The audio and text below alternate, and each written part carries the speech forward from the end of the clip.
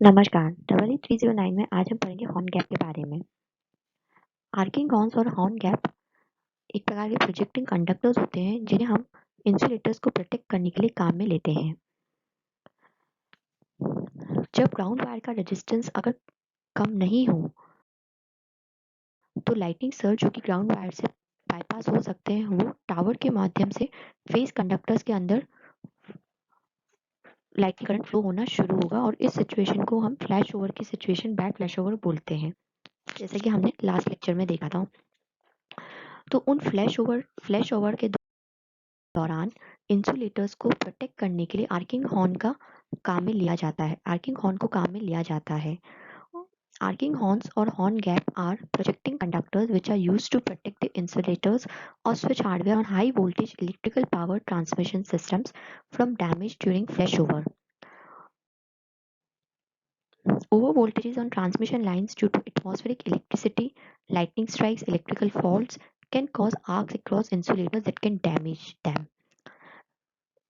Atmospheric electricity, lightning surges के दौरान, electrical faults आने के दौरान या फ्लैश ओवर्स की सिचुएशन के दौरान इंसुलेटर्स के अक्रॉस आर्क डेवलप हो जाता है, आर्क उत्पन्न हो जाता है, जो कि उन्हें डैमेज कर सकता है। एटमॉस्फेरिक कंडीशंस और ट्रांजिएंट्स जो कि स्विचिंग के दौरान अकर होते हैं, this can cause an arc, ये आर्क बना देते हैं, जो कि ऑपरेशन को जो कि to form which is in the breaking path of switch during its operation. Arcing horns जो होता है, ये फ्लैश ओवर को पाथ प्रोवाइड करता है, जिससे ही to occur that bypasses the surface of the protected device. जिस डिवाइस को हमें प्रोटेक्ट करना होता है उसके सरफेस से ये बाईपास होता हुआ चला जाता है। तो एक प्रकार आर्किंग हॉर्न क्या करता है, जब फ्लैश ओवर की सिचुएशन आती है तो यह उसको पाथ प्रोवाइड करता है बाईपास होने के लिए, जिससे कि हमारा प्रोटेक्टेड डिवाइस बच जाए और उसको इफेक्ट ना करे। Horns are normally paired on either side of an insulator. Arcing horns को हम इंसुलेटर्स की दोनों तरफ लगाते हैं। एक हम हाई वोल्टेज पार्ट की तरफ कनेक्ट करते हैं आर्किंग हॉर्न को, और दूसरा हम ग्राउंड की तरफ या फिर स्विचिंग कॉन्टैक्ट के ब्रेकिंग पॉइंट की तरफ हम इसे कनेक्ट करते हैं। दोनों तरफ कनेक्टेड होता है, हाई वोल्टेज की तरफ या लो वोल्टेज दूसरा मेरा यानी कि ग्राउंड की तरफ कनेक्टेड होता है।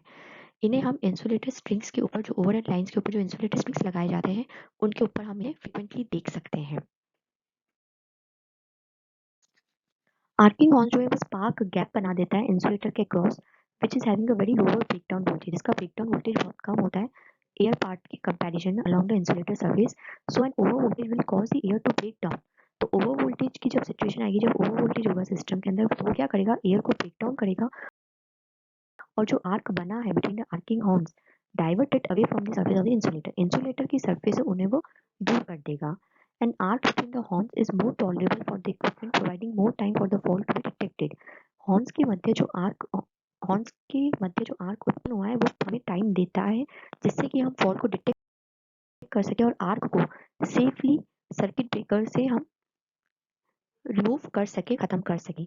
The geometry of some designs encourages the arc to migrate away from the insulator. इस तरीके से डिजाइन होती है कि इंसुलेटर से दूर जाते हैं, driven by rising currents as it heats the surrounding air. Other design से हम मैग्नेटिक फील्ड का भी इस्तेमाल कर सकते हैं। इस टाइप की अरेंजमेंट को हम मैग्नेटिक ब्लोआउट बोलते हैं। Design criteria and maintenance regimes में treat arcing horns as sacrificial equipment, cheaper and more easily replace than the insulator. ये कुछ एडवांटेजेस हैं आर्किंग हॉर्न्स को यूज करने के लिए कि एक बहुत ही ये बचाव के लिए एक बहुत ही सैक्रिफिशियल इक्विपमेंट, एक बहुत प्रकार का इंपॉर्टेंट डिवाइस है, चीपर है, सस्ता है, कॉस्ट इफेक्टिव है, और इजीली हम इसे इंसुलेटर्स के कंपैरिजन में हम इसे इजीली रिप्लेस या बदल सकते हैं। Failure of insulator strings on overhead lines could result in the parting of the line. अगर इंसुलेटर स्ट्रिंग्स जो है, अगर आर्किंग हॉर्न्स का हम यूज नहीं करें तो हमारी इंसुलेटर स्ट्रिंग्स जो ओवरहेड लाइंस पर है वो डैमेज हो सकती है, फेल हो सकती है, जिसकी वजह से हमारी ट्रांसमिशन लाइन के ऊपर भी डैमेज आ सकता है, with significant safety and cost applications.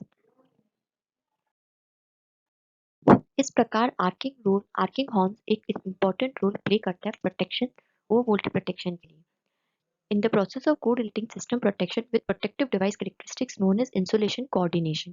Insulation coordination जो कि एक प्रकार का protective device characteristic है, उसमें भी ये एक important role play करता है। The horn should provide amongst other characteristics near infinite impedance during normal operating conditions to minimize the conductive current losses. Normal operating conditions के दौरान arcing horn का ये एक characteristic है that they provide infinite impedance. इनका impedance infinite होता है normal condition में so that impedance infinite होगा जिससे कि कम से कम minimum current losses ये provide करेगा. Low impedance during the flashover के दौरान लो इम्पीडेंस प्रोवाइड करेगा and physical resilience to high temperature of the arc के हाई टेम्परेचर को फिजिकल रेजिलेंस प्रोवाइड करेगा, विरोध करेगा. एज ऑपरेटिंग वोल्टेजेस इंक्रीज, जैसे जैसे ऑपरेटिंग वोल्टेज इंक्रीज होता है, greater consideration must be given to such design principles. Medium voltages पे one of the two horns may be omitted as the horn to horn gap can otherwise be small enough to be bridged by an aligning or alighting bird.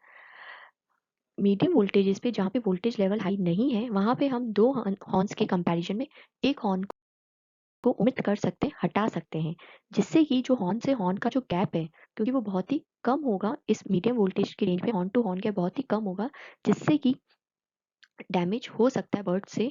तो इसीलिए हम एक horn को omit या हटा सकते हैं मीडियम वोल्टेज रेंज में. या और दूसरा तरीका ये कि duplex gap consisting of two sections on opposite sides of the insulation can be fitted. या फिर हम दो गैप्स प्रोवाइड करें दो इंसुलेटर्स की दोनों साइड पे. Low voltage distribution systems in which the risk of arcing is much lower, they may not use arcing horns at all. Low voltage systems में जहाँ वोल्टेज लेवल कम है, जहाँ पे रिस्क ऑफ आर्किंग भी कम है, वहाँ पे हम आर्किंग हॉर्न्स का इस्तेमाल नहीं करते हैं. The presence of arcing horns necessarily disturbs the normal electric field distribution across the insulator. Arcing horns मौजूद होने के कारण इंसुलेटर के अक्रॉस जो इलेक्ट्रिकल फील्ड डिस्ट्रीब्यूशन है ये उनको डिस्टर्ब करते हैं, जिससे कि क्योंकि due to their small but significant capacity, क्योंकि इनके अंदर खुद का भी कुछ ना कुछ कैपेसिटेंस होता है, हालांकि वो बहुत स्मॉल है बट वो नेग्लिजिबल नहीं है. More importantly a flash over across arcing horns produces an earth fault. Arcing horns के आसपास जो फ्लैश ओवर होता है उससे अर्थ फॉल्ट की कंडीशन भी आ सकती है, जिससे कि हमारा सर्किट डैमेज हो सकता है तब तक जब तक कि फॉल्ट सर्किट ब्रेकर के द्वारा क्लियर ना हो सके, तब तक ये हमारे सर्किट को डैमेज कर सकता है बाय अर्थ फॉल्ट. इसी रीजन की वजह से नॉन लीनियर रजिस्टर्स जिसे हम वेरिस्टर्स भी बोलते हैं उन्हें हम आर्किंग हॉर्न्स की जगह कुछ कुछ लोकेशंस पे हम इस्तेमाल करते हैं. आर्किंग हॉर्न्स की जगह हम इसीलिए आजकल कई कई जगहों पे रजिस्टर्स का भी इस्तेमाल करते हैं इन्हीं डिसएडवांटेजेस को देखते हुए कि उसका कुछ ना कुछ कैपेसिटेंस होता है जिससे कि वो इलेक्ट्रिकल फील्ड डिस्ट्रीब्यूशन को इफेक्ट कर सकता है और दूसरा वो अर्थ फॉल्ट की कंडीशंस को भी डेवलप कर सकता है सर्किट के अंदर.